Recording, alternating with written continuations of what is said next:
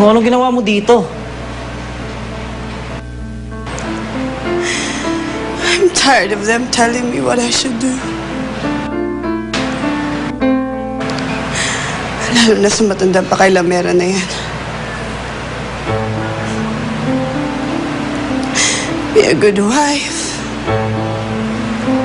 You are caring.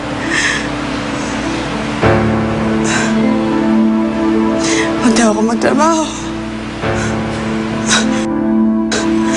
Pagod na ako. Ikaw naman kasi, Bianca eh. Wala naman kasing pumipilit sa'yo na ipagpilitan mo yung sarili mo kay Dave.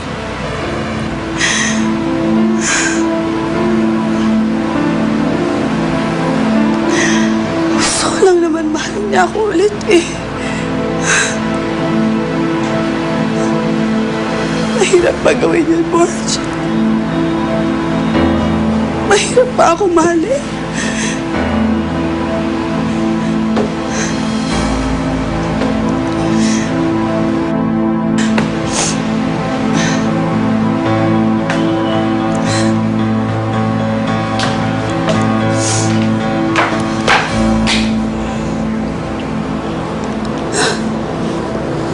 Make me happy, Borge. Please.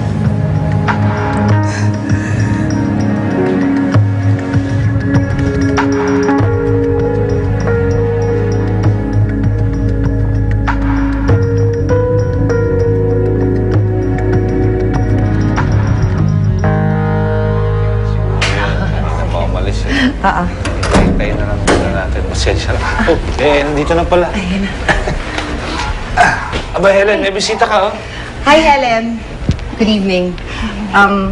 Pwede ka ba makausap? Di ba ho kayo yung sa show ni Gwyneth? Tungkol ho saan? Mabuo muna tayo. Okay, sige. Hindi na ako magpapaligoy-ligoy pa. May job offer kasi sana ako sa'yo. Job offer? Gusto mo bang makita si Nino? Kung papayag ka, o-offeran sana kita ng trabaho sa show namin. Kailangan kasi namin ng yaya para kay Nino. Naisip namin, bakit hindi na lang ikaw? Pwede ka ba? What do you think?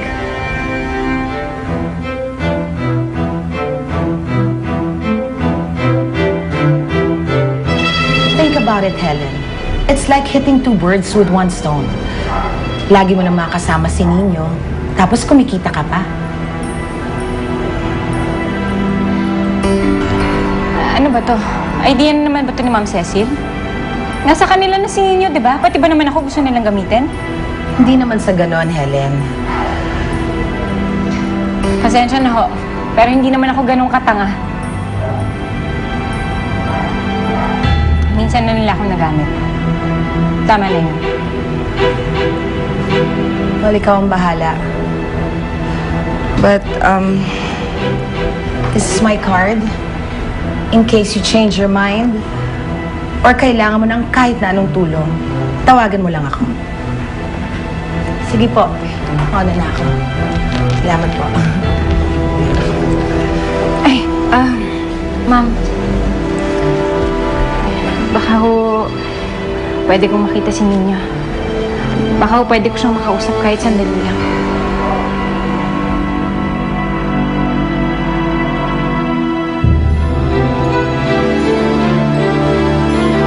Salubungin ng